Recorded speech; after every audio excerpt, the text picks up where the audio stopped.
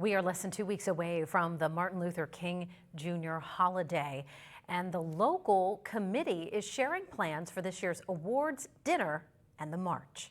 The leadership of women and our youth will take center stage. Lisa Adams has more. The first federal King holiday was celebrated in 1986, a time to remember Dr. King's voice for nonviolent activism in the fight for civil rights.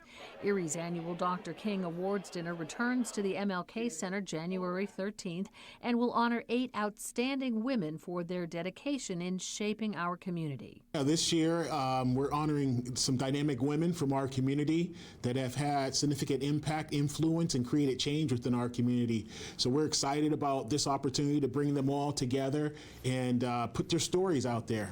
Franklin pastor and Farrell School Superintendent Dr. Laura Adams King will share a message about the power of women to impact lives. She's going to talk about the change that women can have and be impactful if they get involved in their community. She's the superintendent of Farrell School District, the longest running superintendent in the state of Pennsylvania. Then the annual MLK Day March from Perry Square to the King Center takes place January 15th, actually falling on King's birthday this year.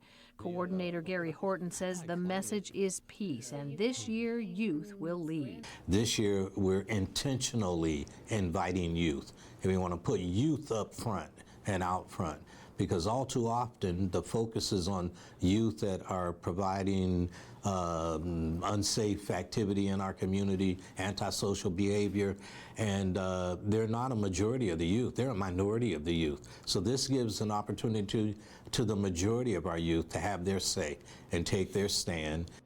Lisa Adams, Erie News Now. And people will gather at 11 a.m. in Perry Square for the noon march on the King holiday. For tickets, just go to MLKCentererie.org or just call the King Center.